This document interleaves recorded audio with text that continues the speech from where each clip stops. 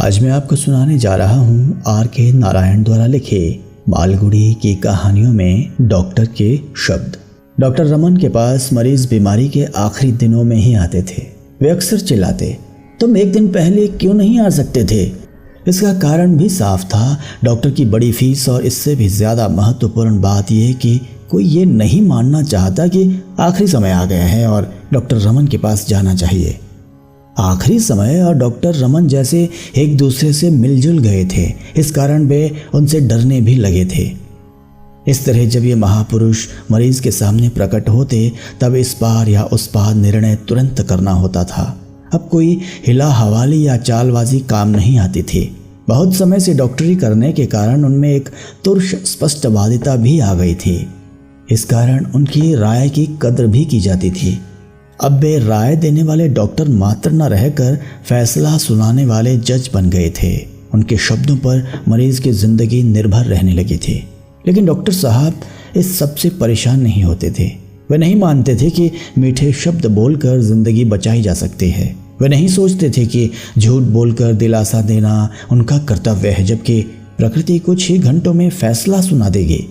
लेकिन जब भी उन्हें उम्मीद की कोई ज़रा सी भी किरण नजर आती तो वे कमर कसकर मैदान में उतर पड़ते और चाहे जितने घंटे या दिन भी लग जाएं, वे सब कुछ भूलकर मरीज को यमराज के पंजे से छुड़ा लाने के प्रयत्न में लग जाते।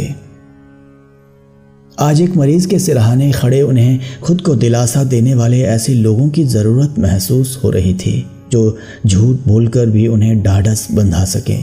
रुमाल निकालकर उन्होंने माथे से पसीना पोंछा और मरीज के पास चुपचाप कुर्सी पर बैठ गए। बिस्तर पर उनका जिगरी दोस्त गोपाल निढाल पड़ा था। उनकी दोस्ती 40 साल पुरानी थी, जो किंडरगार्टन स्कूल से शुरू हुई थी। अब परिवार और काम धंधे की बातों को लेकर उनका मिलना जुलना काफ़ी कम हो गया था, पर प्यार में कमी नहीं आई थी। इतवार के दिन शाम को अक्सर गोपाल उनके पास पहुंच जाता और अस्पताल के कोने में चुपचाप बैठा प्रतीक्षा करता रहता कि डॉक्टर साहब कब खाली होते हैं। फिर दोनों साथ खाना खाते, फिल्म भी देखते और देश दुनिया की जमकर बातें करते। यह उनकी स्थायी मित्रता थी और इसमें वक्त और हालात का कोई असर नहीं पड़ता था। अपनी व्यस्तता के कारण डॉक्टर रमन ने इस बात पर ध्यान नहीं दिया था कि गोपाल पिछले 3 महीने से उनसे मिलने नहीं आया है। एक दिन सुबह जब उन्होंने मरीज से भरे अस्पताल की एक बेंच पर उसके बेटे को इंतज़ार करते देखा तब उन्हें ये याद आया। फिर भी वे घंटे भर उससे बात करने का वक्त नहीं निकाल सके। इसके बाद जब वे ऑपरेशन रूम में जाने के लिए उठे तो उसके पास जाकर बोले, क्यों आए हो बेटे? लड़का झेंपते हुए धीरे से बोला, माँ ने भेजा है। बात क्या है? पापा बीमार हैं। आज ऑपरेशन करने का दिन था और 3 बजे तक वे फुर्सत नहीं पा सके। इसके बाद वे तुरंत लॉली एक्सटेंशन में स्थित मित्र के घर के लिए चल पड़े। गोपाल बिस्तर पर पड़ा सो रहा था। डॉक्टर साहब उसके सिरहाने जाकर खड़े हुए और पत्नी से पूछा, ये कब से बीमार है? 1.5 महीना हो गया डॉक्टर साहब। किसका इलाज चल रहा है?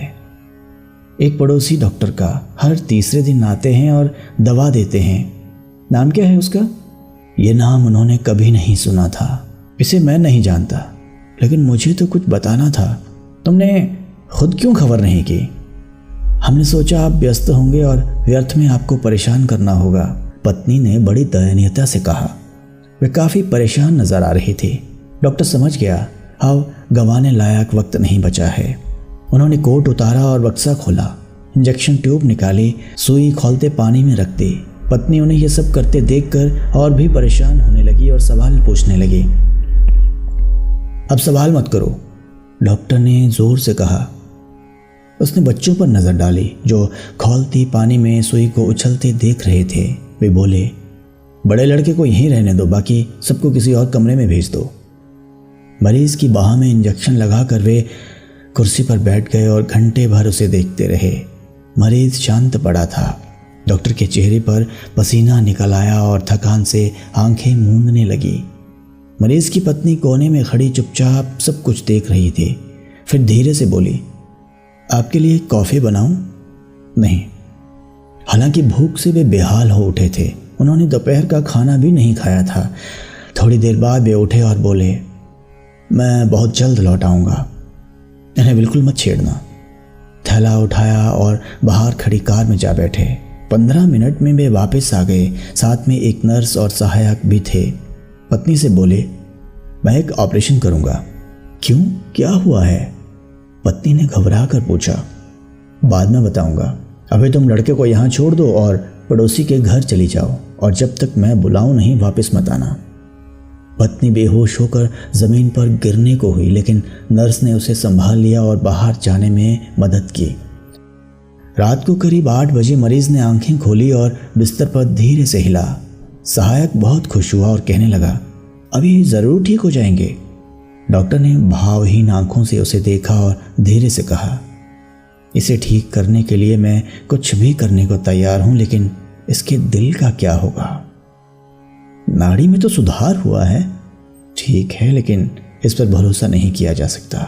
ऐसे मामलों में शुरू में हल्का सुधार दिखाई देता है, लेकिन वह टिकता नहीं है, वह झूठा साबित होता है। फिर थोड़ी देर सोचते रहकर बोले, अगर नाड़ी सवेरे 8 बजे तक चलती रही तो ये अगले 40 बरस तक चलती रहेगी, लेकिन मुझे शक है कि रात 2 बजे के बाद भी ये इसी तरह नहीं चलेगी। इसके बाद उन्होंने सहायक को वापस भेज दिया और मरीज के पास बैठ गए। 11 बजे के करीब मरीज ने फिर आंखें खोली और डॉक्टर की ओर देखकर मुस्कुराया। उसमें हल्का सुधार हुआ था और उसने कुछ खाना भी खाया। घर भर में चैन और खुशी की लहर दौड़ गई। सब डॉक्टर के पास आ खड़े हुए और कृतज्ञता प्रकट करने लगे, लेकिन वे चुप बैठे मरीज की ओर देखते रहे। लगता था कि वे किसी की बात सुन नहीं रहे हैं। पत्नी पूछने लगी, अब ये खतरे से बाहर हैं? बिना सिर घुमाए उन्होंने कहा, इन्हें हर 40 मिनट बाद ग्लूकोज और ब्रांडी देते रहो, 2 चम्मच काफ़ी होंगी। पत्नी रसोई घर में चली गई। वे बेचैन हो रही थी। वह चाहती थी कि जो भी सच्चाई हो, अच्छी या बुरी, उसे पता चल जाए। डॉक्टर साहब कुछ स्पष्ट क्यों नहीं बता रहे? दुविधा उसके लिए असहाय होती जा रही थी। शायद वे मरीज के ही सामने कुछ ना कहना चाहते हों, इसलिए रसोई के दरवाजे से उसने उन्हें इशारे से बुलाया। वे चले गए तो उसने पूछा, अब ये कैसे हैं, बच तो जाएंगे? डॉक्टर ने होंठ काटे और जमीन की ओर देखते हुए धीरे से कहा, अपने पर काबू रखो, इस वक्त कोई सवाल मत करो। भय से पत्नी की आंखें फैल गई। उसने उनके हाथ कसकर पकड़ लिए और कहने लगी, मुझे सच बता दीजिए, इस वक्त मैं तुमसे बात नहीं करूंगा। ये कहकर वे कुर्सी पर जाकर फिर बैठ गए। पत्नी ने चीख कर रोना शुरू कर दिया। आवाज सुनकर मरीज ने चौंक कर आंखें खोली और देखने लगा कि क्या बात है। डॉक्टर साहब फिर उठे, रसोई की ओर गए, दरवाजा बाहर से बंद कर कुंडी चढ़ा दी, जिससे आवाज बाहर निकलने से रुक गई। वे फिर कुर्सी पर आकर बैठे तो मरीज ने धीरे से पूछा, क्या आवाज थी, कोई रो रहा था क्या? डॉक्टर ने कहा, तुम अपने पर जोर मत डालो, बात मत करो, सोने की कोशिश करो। मरीज ने फिर पूछा, क्या मैं जा रहा हूं? मुझसे मत छिपाओ। डॉक्टर ने अस्पष्ट सी कुछ ध्वनि की और कुर्सी पर बैठे रहे। उनके जीवन में ऐसी स्थिति कभी नहीं आई थी। लीपा पोती उनके स्वभाव में नहीं थी, इसी कारण लोग उनके शब्दों को बहुत महत्व देते थे। उन्होंने मरीज की तरफ एक नज़र डाली। उसने इशारे से उन्हें पास बुलाया और धीरे से कहने लगा, मैं जानना चाहता हूं कि और कितना जीऊंगा। मुझे वसीयत पर दस्तखत करना है। वह तैयार रखी है। पत्नी से कहो उसे उठा लाए। तुम गवाह के दस्तखत कर देना। डॉक्टर बोला, इस वक्त अपने पर दबाव मत डालो, शांत रहने की कोशिश करो। लेकिन ये कहते हुए वे स्वयं को मूर्ख महसूस कर रहे थे। सोचने लगे, कितना अच्छा हो मैं इस सब से बचकर किसी ऐसी जगह चला जाऊं जहां मुझसे कोई सवाल ना पूछा जा सके। मरीज ने अपने कमजोर हाथों से डॉक्टर की कलाई फिर से पकड़ ली और जोर देकर कहने लगा, राम, ये मेरा सौभाग्य है कि इस वक्त तुम यहाँ मेरे पास हो। मैं तुम्हारे शब्दों पर विश्वास कर सकता हूँ। मैं जायदाद का मामला सुलझा कर जाना चाहता हूँ, नहीं तो मेरे बाद पत्नी और बच्चों को बड़ी परेशानी का सामना करना पड़ेगा। तुम्हें सुबिया और उसके लोगों की जानकारी है। वक्त रहते मुझे दस्तखत कर लेने दो। बताओ। ठीक है, लेकिन जरा ठहरो।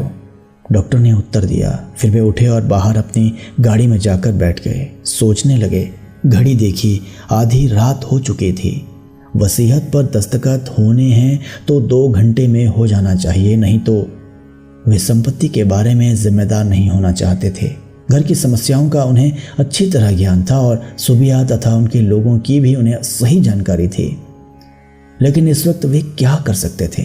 अगर वे वसीयत पर दस्तखत करने की सुविधा उसे दे देते हैं तो ये उसकी मौत का परवाना भी हो सकता है, क्योंकि इसके कारण जीवित रहने की उसकी कोशिश एकदम खत्म हो जाएगी।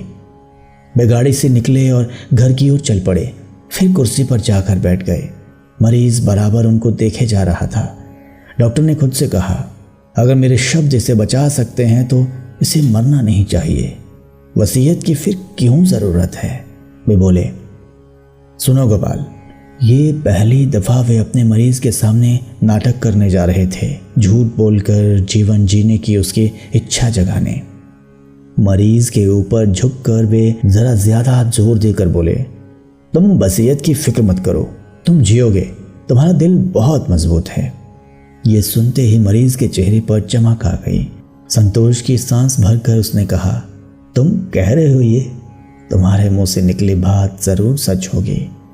डॉक्टर ने कहा, हाँ मैं कह रहा हूं, तुम हर क्षण ठीक हो रहे हो। अब सो जाओ, गहरी नींद में सो जाओ, मन से सब परेशानियां निकाल दो, मैं सवेरे तुमसे मिलूंगा। मरीज ने कृतज्ञ भाव से डॉक्टर की ओर देखा और फिर आंखें बंद कर ली। डॉक्टर ने अपना बैग उठाया और धीरे से दरवाज़ा बंद कर बाहर निकल गया। घर जाते हुए रास्ते में वे अस्पताल में रुके। सहायक को बुलाया और बोले, तुम लॉली एक्सटेंशन वाले मरीज के पास चले जाओ, दवा की एक ट्यूब साथ ले जाना। अब किसी भी क्षण वह जा सकता है, कष्ट ज़्यादा हो तो ये ट्यूब दे देना, जल्दी करो, जाओ। दूसरे दिन 10 बजे वह फिर वहां पहुंच गए। कार से निकलते ही मरीज के कमरे की ओर तेजी से गए। मरीज जाग रहा था और ठीक दिख रहा था। सहायक ने बताया कि नब्ज सही चल रही है। उसने स्टेथोस्कोप मरीज के दिल पर रखा, कुछ देर सुना और पत्नी से बोला, देवी अब खुश हो जाओ, तुम्हारा पति 90 साल तक जिंदा रहेगा। अस्पताल लौटते हुए सहायक ने डॉक्टर से पूछा, सर क्या वे जीवित रहेंगे? अब मैं शर्त लगाकर कह सकता हूं कि गोपाल 90 साल तक जिंदा रहेगा, लेकिन मेरे लिए हमेशा ये पहेली बनी रहेगी कि ये हमला कैसे झेल गया।